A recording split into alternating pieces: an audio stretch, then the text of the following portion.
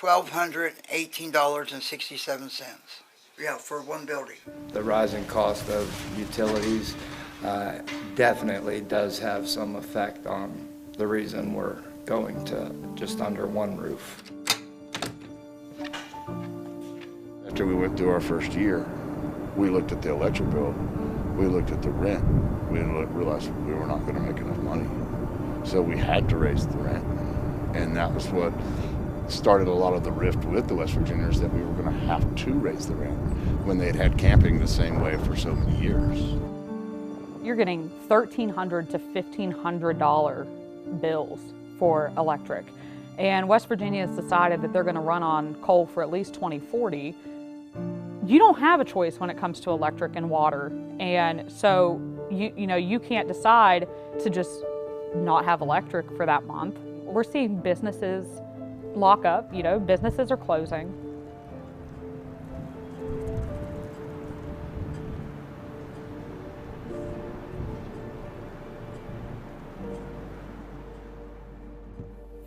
I try to stay so positive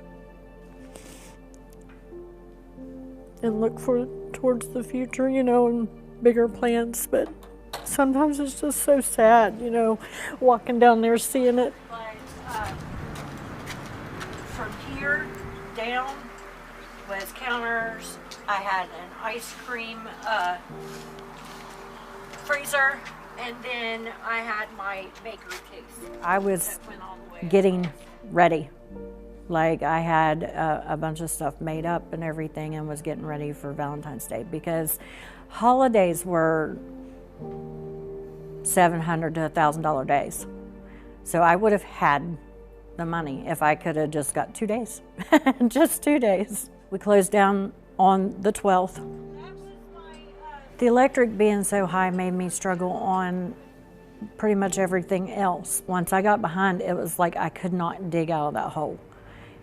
And every time I would pay a big lump sum, then the next bill would come in and it would be even higher. We're in the Antique Mall, Ravenswood Antique Mall. And we are coming back to my booth where I'm gonna have some of my baked goods. At one point I had 5 employees. 3 lost their jobs the day that I closed, because I was down to 3 for the winter because I knew. And we lost our only source of income at that time. 14 months ago, we opened up this small gallery here, which is only 1,900 square feet. We just love it here. But the problem is we're getting really beat up with the high energy costs. This small gallery, I keep the temperature down kind of low, and I'm still paying $700, $800 a month. The power company, I've called several times, and I told them, look, I'm a senior citizen, I'm 71, I'm an artist, and I have a gallery, and I'm trying to help the community. Is there any program that can help us to help our community? She says, I'm sorry, we really don't have that. And your rent for the commercial space here is how much? It's only $600. It's $150 to $200 less than my power bill.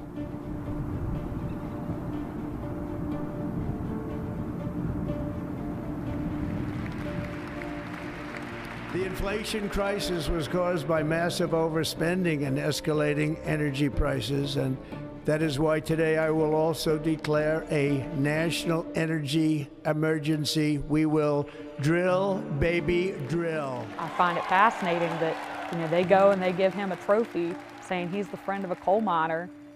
Our coal miners are dying of black lung. They don't have clean water. They can't feed their children. Their schools are closing.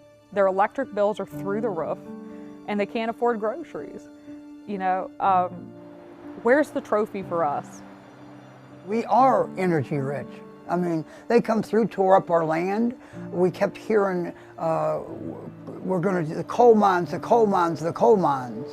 I love the current administration, but what about the coal mines? If they're digging, baby, digging, I don't see it here. I've had to close down 2 stores because I can't afford rent. You have a gas bill, you have an electricity bill, you have water bill, you have sewer bill, okay? I can't afford all that plus pay $2,000 a month rent. Your utility bills are more than your rent is. And you know, we are a red state. I don't want us to be the left behind state anymore, I guess I should say.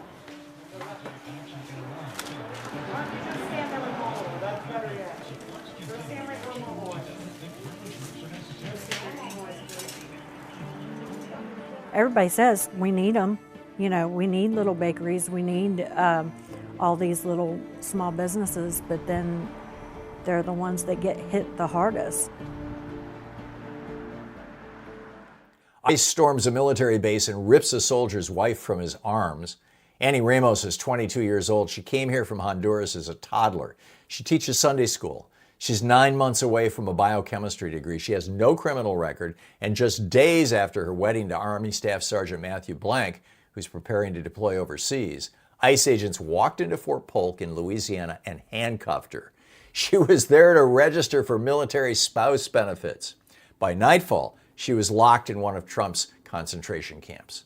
The deportation order used against her was issued in 2005 when she was 22 months old. An immigration expert said that in every prior administration, Democratic and Republican, she would not have been a priority. As Blank prepares to ship out, an expert warned this is fundamentally harmful to national security.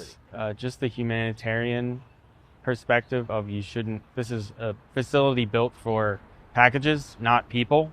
The Department of Homeland Security has purchased large warehouses across the United States and plans to transform them into detention facilities for tens of thousands of immigrants. In Northwest Maryland, Immigration and Customs Enforcement spent a combined $215 million to buy and renovate this 825,000 square foot warehouse, which is slated to hold between 500 and 1,500 people. In relation to the ICE facility, I live across the street. I mean, it is directly out of my living room window.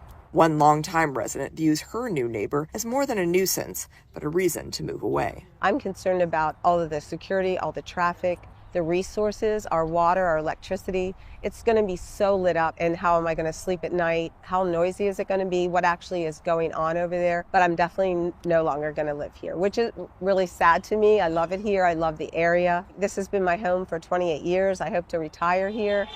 Almost weekly protests are continuing against Washington County commissioners after they declared their support for DHS and ICE in early February. All in favor by saying aye. Aye. Board members claim their hands are tied. This is now a property owned by the federal government. As such, Washington County government has no jurisdiction, and we are not the governing body that will be overseeing this project. Department of Homeland Security officials have met with Washington County leaders to talk about the facility. They've said it'll create about 1,100 jobs, and they have promised that it will meet the highest detention standards and that they'll have medical staff on site. But we've talked with protesters who are concerned about this facility, and specifically about 50 medical professionals have signed on to a letter raising health concerns about the facility.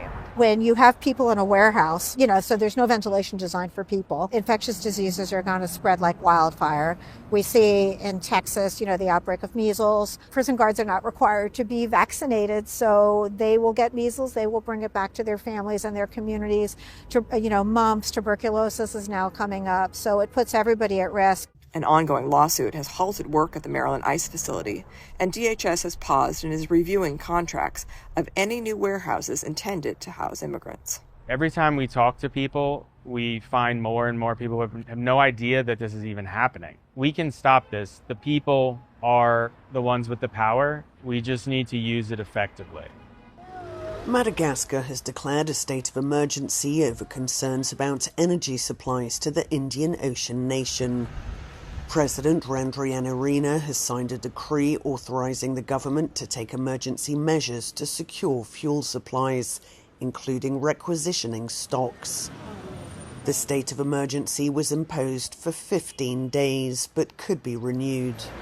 Most of the island's electricity is generated from oil, and the country depends on fuel imported from Oman, just south of the Strait of Hormuz, currently under blockade by Iran. While Madagascar hasn't yet seen any disruption in supply, the government warned that the war in the Middle East could lead to disruptions in daily life, the economy, and the functioning of public services. Power and fuel shortages in Madagascar last year led to nationwide protests that resulted in an overthrow of the government. Hundreds of workers, union members and opposition supporters marched in Senegal's capital on Wednesday to protest what they say are broken government promises and a worsening cost of living. The protest was organized by the country's main labor union and by the opposition coalition known as the Front for the Defense of Democracy in the Republic. Some protesters called for the ousting of Prime Minister Ousmane Sonko. The only problem we have with the country's economy is Ousmane Sonko. He's incompetent. He's not capable of running the country. He should just resign. I think it was for purely political reasons, for the sake of the campaign, that the Prime Minister floated this idea of hidden debt right on the eve of the 2024 elections, so that his party could win by a landslide. He did win, but it ended up harming the country. The government's ambitious reform agenda has run into obstacles, with the country plagued by a severe debt crisis. Senegal's debt-to-GDP ratio has surged to roughly 132%, one of the highest in Africa.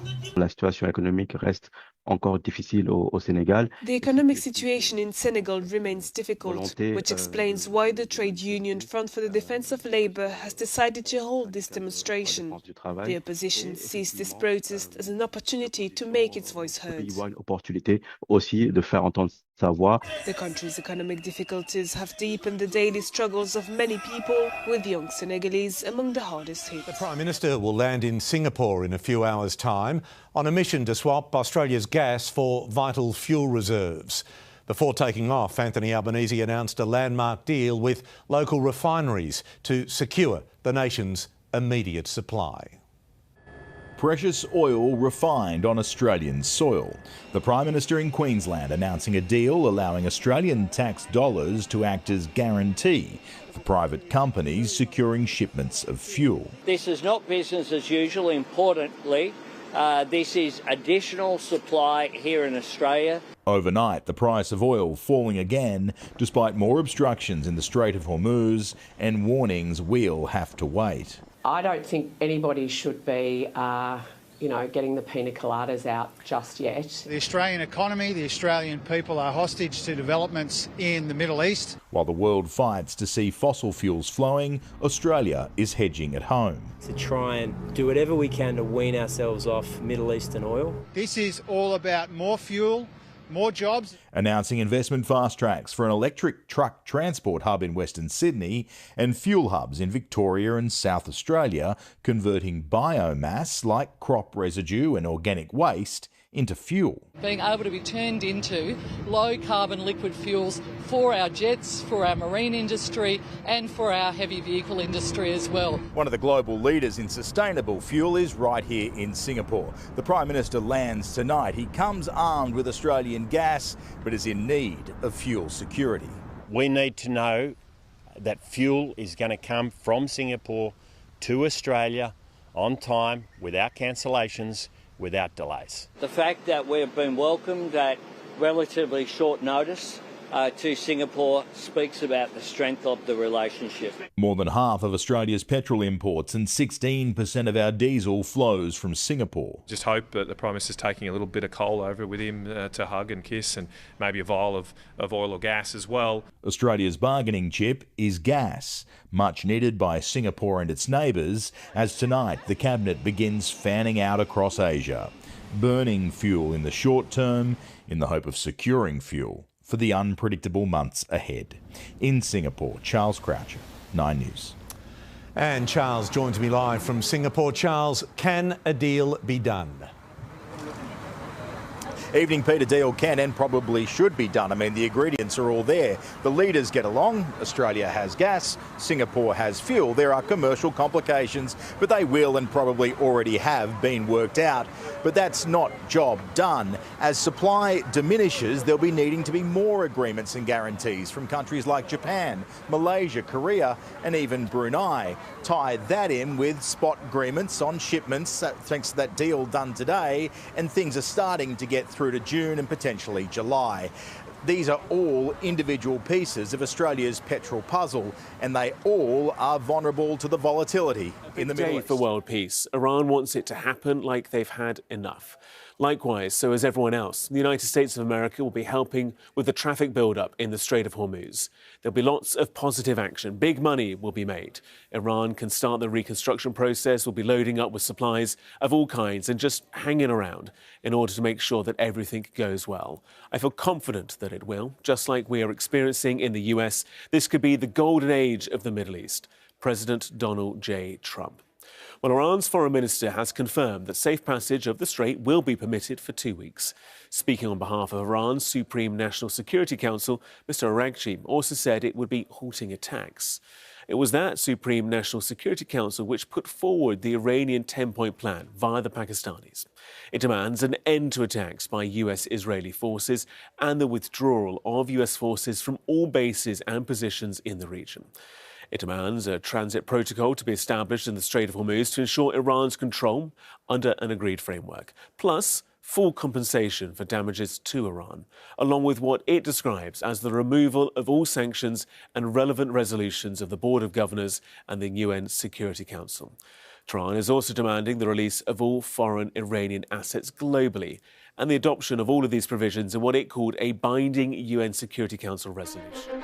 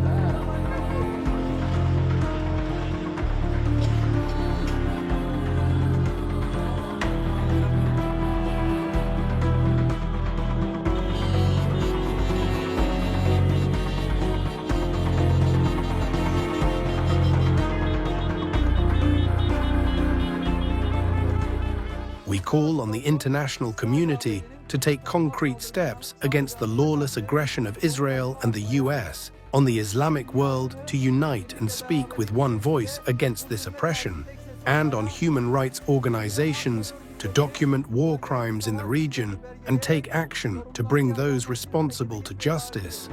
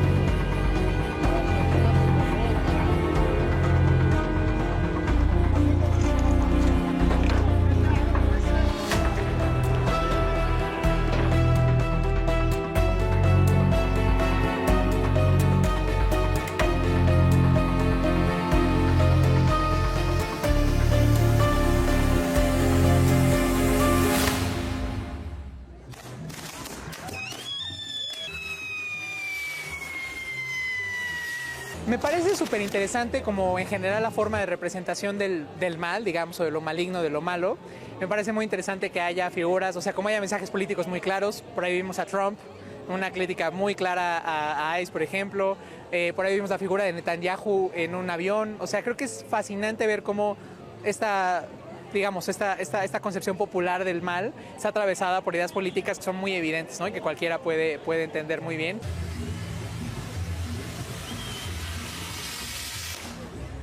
Es una tradición muy bonita de hace muchísimos años, antiquísima y la verdad, ojalá que no se pierda.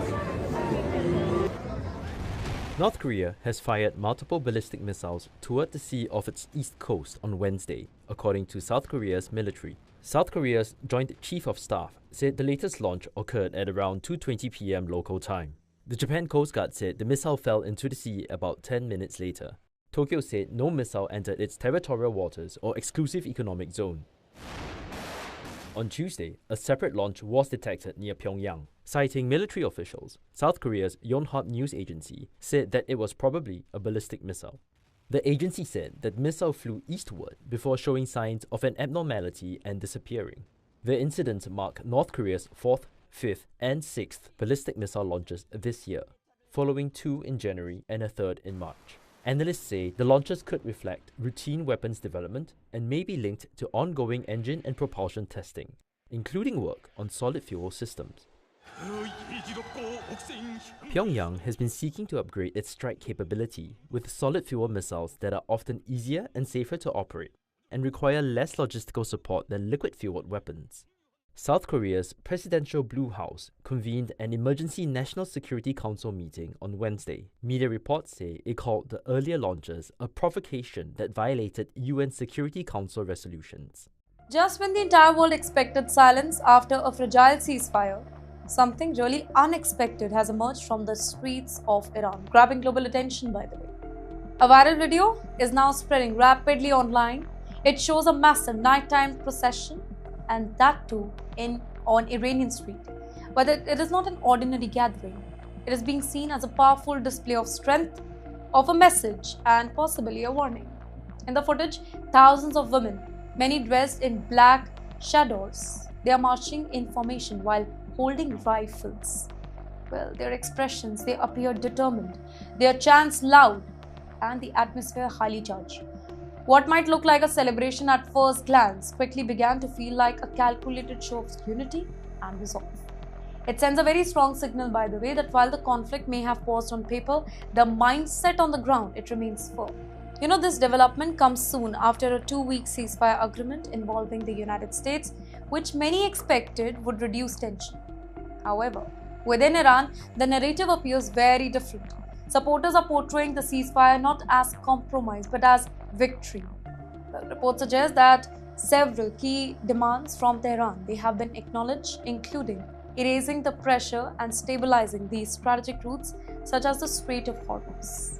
Ladies and gentlemen, this has kind of strengthened the perception that Iran has gained leverage rather than lost the ground. You know, at a deeper level, this march is not about numbers or visuals. It is about messaging. When such a large group gathers in a coordinated and visible manner, it sends a very kind of clever signal beyond borders. It reflects unity, readiness, willingness to stand firm despite the ongoing geopolitical pressure.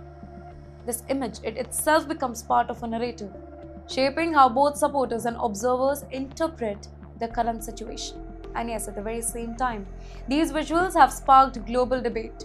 Questions are being raised about the role of civilians, the extent of militarization, and the broader implication of such public displays. Analysts are now closely watching whether this is really symbolic expression or maybe just a sign of more structured approach to mobilization. Because in today's conflict, perception is as important as power, and right now, Iran, it appears to be projecting both of them. The timing, the scale, the impact of this moment. It suggests that even though active fighting may have paused, the larger story is still unfolding and far from over. This is Dapu7. Some updated information here with what's going on with Iran, because there seems to be confusion out there on whether there is a ceasefire or not. I tried to cover this in the last video and show that that whole thing is broken. It's out the window. And yes, they continue to attack places like Lebanon, as you see in the middle, where all hell is breaking loose. And they just are relentless in that territory. Now, Vance has been called upon by Trump to try to go to Pakistan or wherever to try to negotiate this whole thing. At first, he said he was going to send Kushner because there was security type threats with Vance going. But now Vance acts like he's going, that the U.S. has all the cards and that they want nuclear fuel. They want the uranium. It's said that this whole thing about a downed pilot inside of Iran was actually one massive botched attempt to try to go in and snatch up uranium. There's several different people talking about that. Now, we also have Netanyahu. He says that this whole stall out or ceasefire was between the United States and between Iran, and they act like they're kind of immune to whatever, that they can do whatever they want. He says that he's not going along with anything that Trump says, that he's going along with all this war stuff that he chooses to do. Let's look at his exact words here. I'm not going to play the video clip, but he rejects Trump's ceasefire. He will continue against Iran at any time he chooses, and that they're ready to resume fighting at any moment the finger is on the trigger. Of course, they never stopped, per se. Again, they've been bombing Lebanon left and right, people getting wiped out constantly everywhere they turn.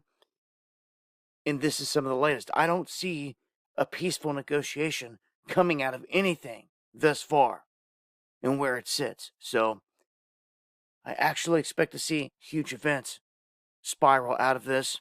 The Straits of Hormuz still down, although Iran says they are open to let about a dozen ships per day creep through. מדינת ישראל השיגה הישגים אדירים, הישגים שעד לא מזמן היו נראים דמיוניים לגמרי. יש לנו עוד יעדים להשלים, ואנחנו נשיג אותם, או בהסכמה, או בחידוש הלחימה. כי אנחנו ערוכים לחזור ללחימה בכל רגע שידרש. האצבע על ההדק. הלילה נכנסה לתוקפה הפסקת אש זמנית בת שבועיים בין ארצות הברית לבין איראן, בתיאום מלא עם ישראל. לא, הם לא הפתיעו אותנו ברגע האחרון. עכשיו אני מבקש להדגיש, זה איננו סיומה של המערכה. זו תחנה בדרך להשגת כל היעדים שלנו. היום הנחתנו על חיזבאללה את המכה הגדולה ביותר שהוא ספג מאז הביפרים. תקפנו 100 מטרות ב10 דקות, במקומות שחיזבאללה היה בטוח שהם חסינים.